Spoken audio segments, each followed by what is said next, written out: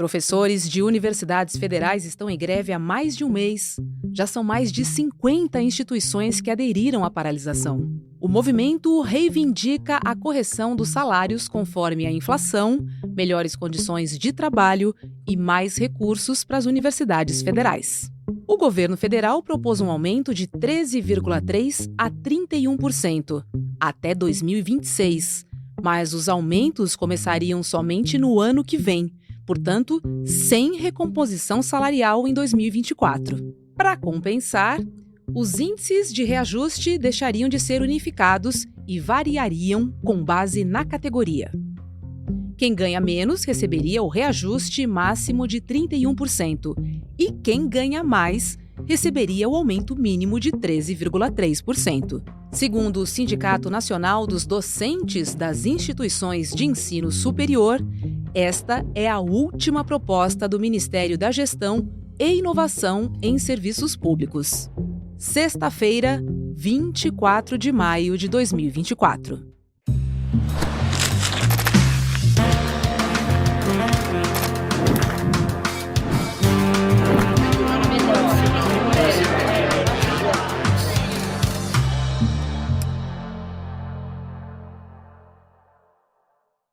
Olá, seja muito bem-vindo, seja muito bem-vinda. Eu sou a Roberta Garcia e esse é o videocast Em Detalhes. Aqui sempre com um convidado nós vamos analisar e mergulhar num tema. Hoje eu converso com o professor de Sociologia, Wagner Miqueias. Ele também é delegado no Comando Nacional de Greve dos Professores Federais em Brasília. Olá, professor Wagner, bom dia, seja muito bem-vindo.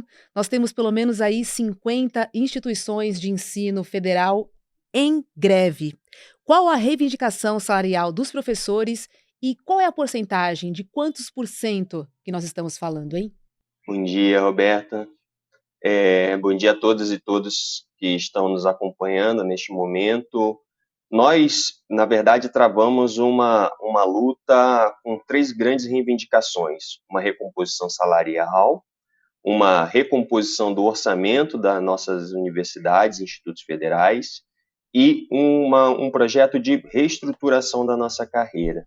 Sobre a recomposição salarial, nós estamos pedindo uma recomposição de 22% dos nossos salários, a serem divididos em 3 vezes, em 2014, 2025 e 2026. Cada um desses anos nós exigimos 7% de recomposição salarial. Para falar bastante francamente, um pedido bastante moderado, já que nós acumulamos nos últimos 10 anos mais de 50% de perdas salariais por conta da inflação. Então, estamos pedindo, na verdade, 22% dividido em 3 vezes aí de 7, alguma coisa, 7,6, né, de reajuste em 3 anos. E o governo, na verdade, até o momento tem negado o reajuste para o ano de 2024. Qual é a faixa salarial dos professores hoje, se a gente comparar aí com outras profissões de nível superior? Olha, hoje o salário líquido de entrada de um professor, doutor, que passa num concurso federal, que é um concurso altamente difícil e concorrido, é de R$ 8.500 em média. Eu costumo dizer que eu ministro disciplinas para estudantes de várias áreas do conhecimento, dentre elas o direito, né? Eu costumo dar o seguinte exemplo: eu estou dando aula para um estudante de direito, né? Ele se forma, faz um concurso para a magistratura, para um alto cargo no Ministério Público e com apenas a graduação vai ganhar já de saída 4, 5 vezes mais do que eu ganho com um doutorado. Essa é a realidade hoje do professor pesquisador nas universidades federais brasileiras. Pois é. E quantas reuniões com o governo federal já aconteceram e qual é a expectativa dos professores daqui para frente, hein? Olha, nós estamos, na verdade, desde o ano passado, realizando reuniões com o governo. Algumas dessas reuniões, o governo sequer apareceu. Neste ano, nós realizamos algumas reuniões. O governo tentou uma política que, para nós, é bastante daninha, de tentar dividir o movimento da educação federal, que é composto pelos trabalhadores técnicos administrativos, representados pela FASUBRA, e os trabalhadores dos institutos federais da educação, que são representados pelo Sinasef, e nós, professores das universidades federais, representados pelo UANDES. Então, ele criou mesas setoriais para discutir setorialmente com cada uma dessas categorias.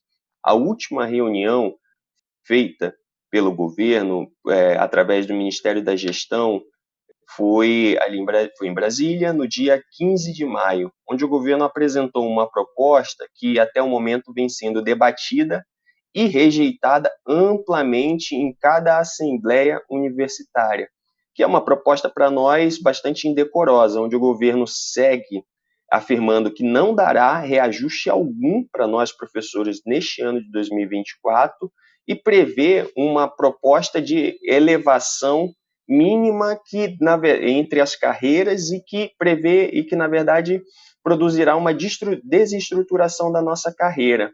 Prevê um projeto de recomposição de 9% em 2025 e 3,5% em 2026, o que não nos atende, né? Não nos atende na medida em que a gente pede 7% já em 2024, 7% em 2025 e 7% em 2026. Além disso, a gente pede uma mesa prolongada apenas para discutir reestruturação. Então, na verdade, o que a gente vê com o governo até o momento é um descaso completo com os professores e com os trabalhadores da educação federal. É importante falar, Roberta, que até o momento o nosso sindicato sequer viu a cor do ministro da Educação. Nós não fomos recebidos até agora pelo ministro Camilo, que se recusa a receber os professores. Então, é essa a situação. A proposta apresentada pelo governo é uma proposta bastante indecorosa, tanto é que ela vem sendo rejeitada amplamente pelas bases, e ao mesmo tempo, o governo fez para nós o que parece ser uma chantagem. Disse que essa seria a última proposta que o governo faria e que assinaria com quem estivesse disposto a assinar no dia 27, ou seja, na segunda-feira que vem. Nós achamos que isso é inadmissível, isso não é um papel de um governo que diz que está preocupado com a educação. Nossa, que situação difícil. Como é que fica, professor, se o governo está irredutível e os professores não aceitaram a proposta? Na verdade, o impasse permanece, a greve deve continuar. Até o momento já são 58 universidades em greve. De lá para cá, desde quarta-feira, quando o governo apresentou essa proposta indecorosa, até o momento, cerca de 4 universidades entraram em greve, né? Quem não estava em greve entraram em greve por conta da proposta indecorosa. Então, alguma delas é a Universidade Federal aqui do Rio de Janeiro, a Universidade Federal do Mato Grosso, a Universidade também de Viçosa, a Federal de Viçosa entrou em greve. Então, veja, a insatisfação é muito grande. Estamos falando de uma greve muito forte, em termos quantitativos, já é muito maior do que a de 2015, e o governo vai ter que atender a gente, porque se não atender os trabalhadores da educação federal, a greve vai continuar. Né? Nós não vamos admitir qualquer tipo de ultimato chantagista vindo do governo, de que não pode negociar. Isso porque a gente sabe que o governo tem dinheiro.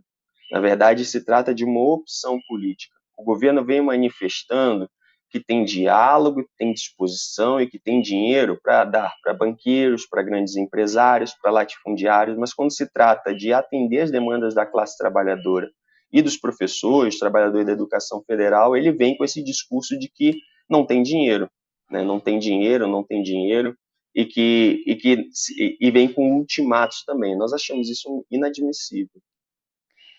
Queria trazer alguns números para a gente entender o orçamento do governo para 2024, porque a Andifes, que é a Associação Nacional dos Dirigentes das Instituições Federais de Ensino Superior, lá no final de 2023, já tinha dado um alerta de que o orçamento para 2024 para as universidades federais era insuficiente.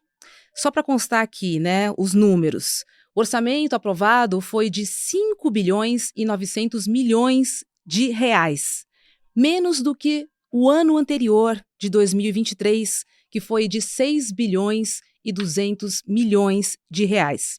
E o que a Andifes cobra é um valor mais próximo ao orçamento de 2017, que foi de 8 bilhões e meio de reais. E aí eu te pergunto, professor, por que não se confirmou essa expectativa de aumento de verbas no governo Lula, hein?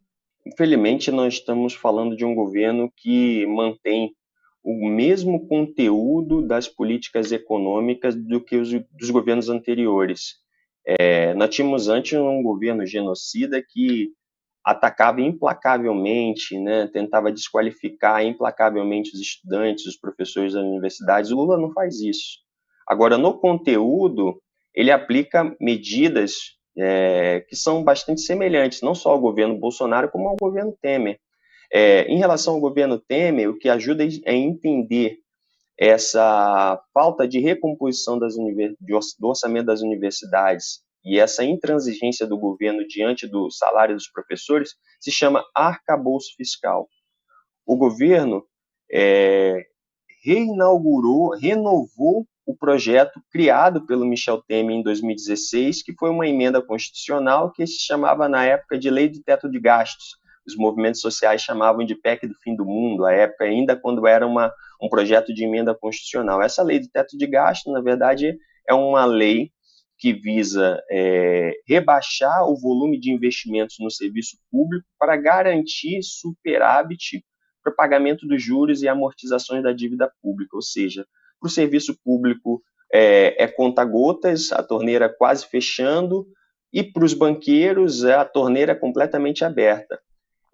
Com base nesse projeto, o governo criou o arcabouço fiscal no ano passado, em 2023, com essa ideia de ter responsabilidade fiscal. O nome parece muito bonito, né? Uhum.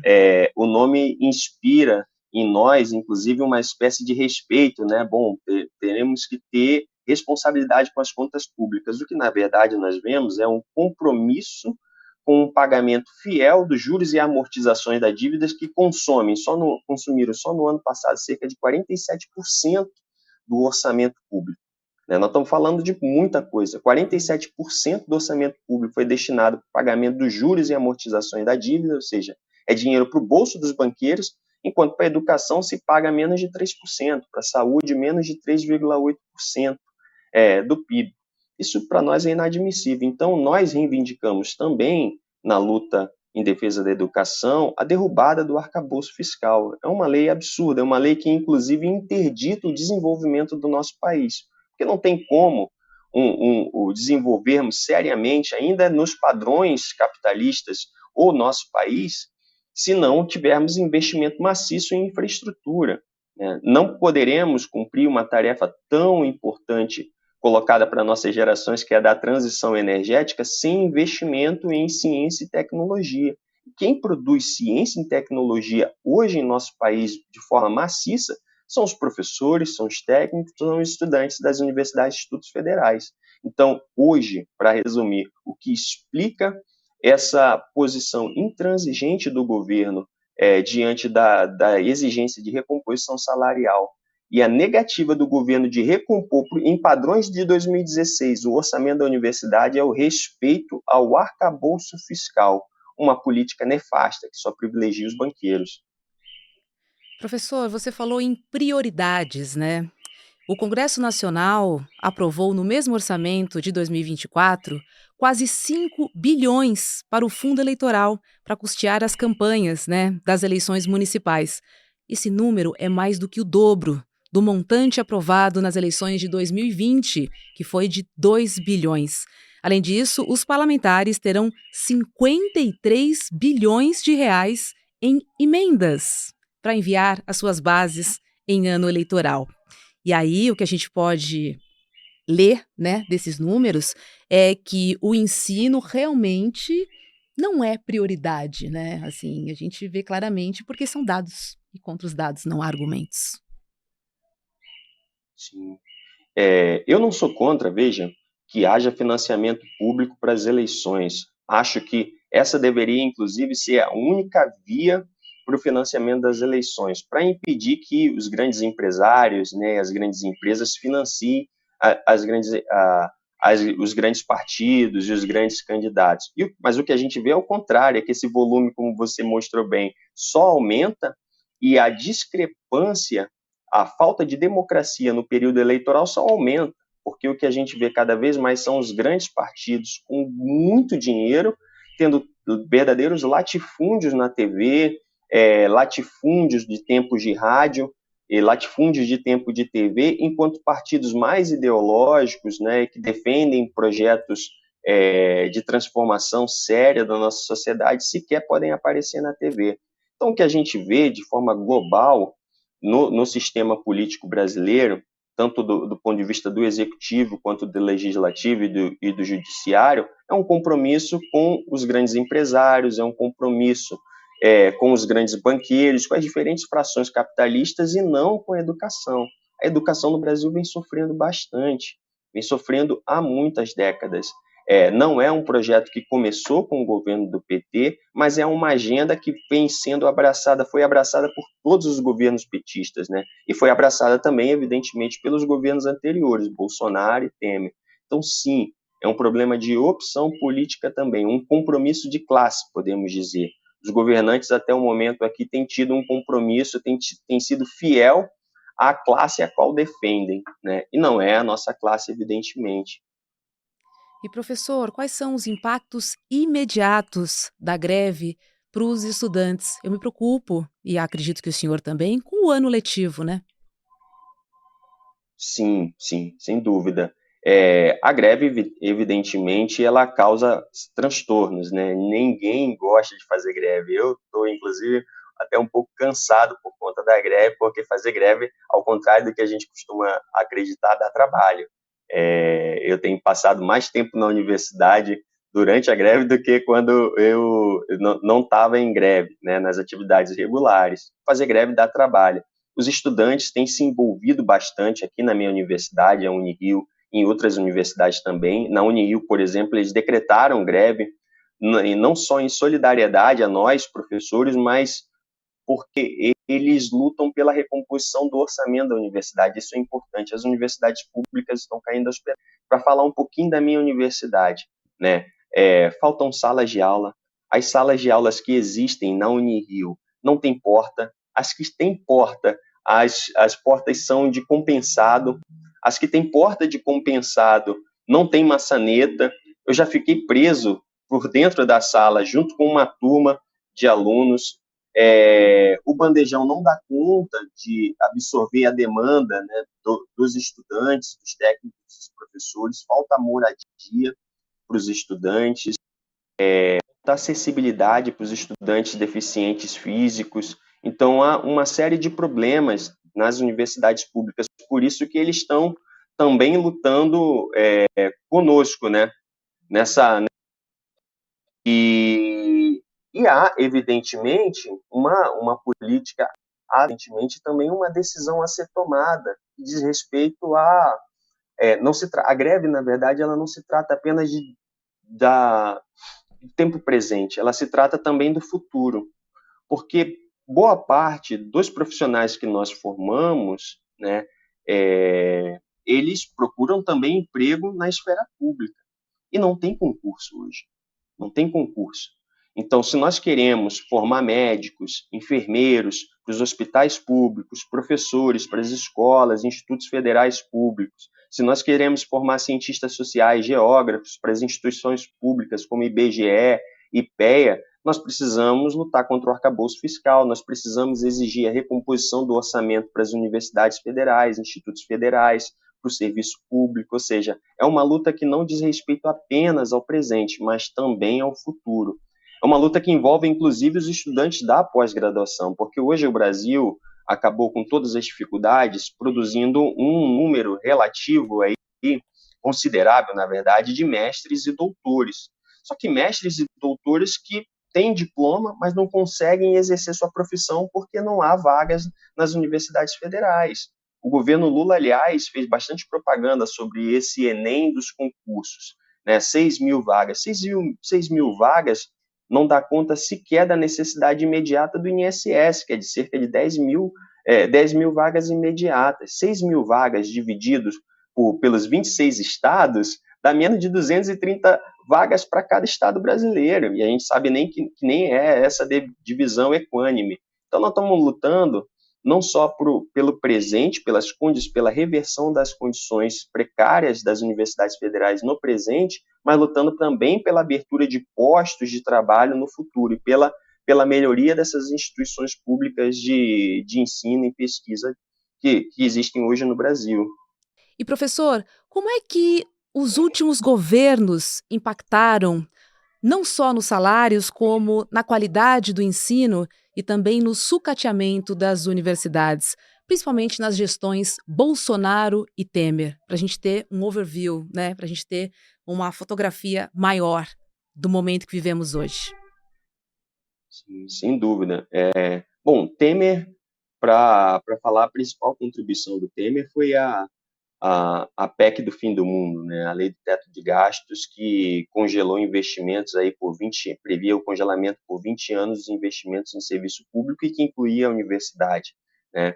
Foi um período sem reajuste para nós, apenas os reajustes que nós obtivemos nas greves anteriores contra o governo Dilma. Também foi um governo que massacrou bastante os trabalhadores da educação federal.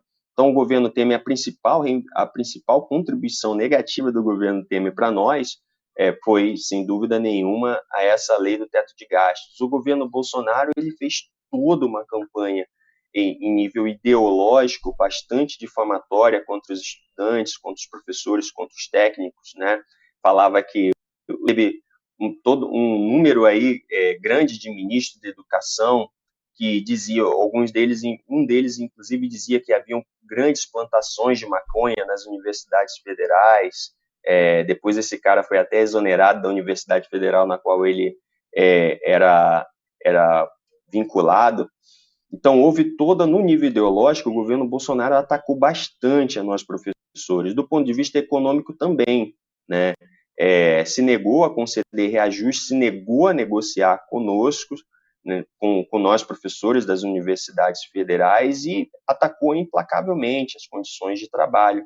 E deixou um legado também nefasto, que foi a reforma da Previdência de 2019. Essa reforma da Previdência bateu bastante forte em nós, professores e trabalhadores da educação federal, porque tornou ainda mais difícil, mais doloroso o processo de aposentadoria para nós também.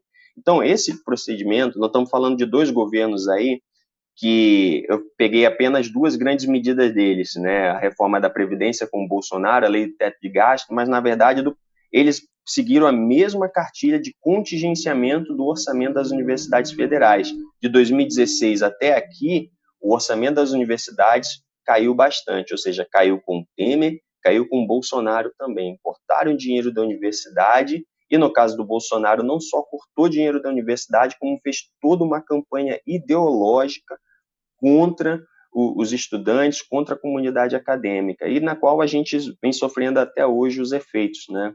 Quais são as principais estratégias que vocês estão adotando para conduzir essa greve, principalmente na negociação? Perfeito. Como funcionamos, né, até o momento?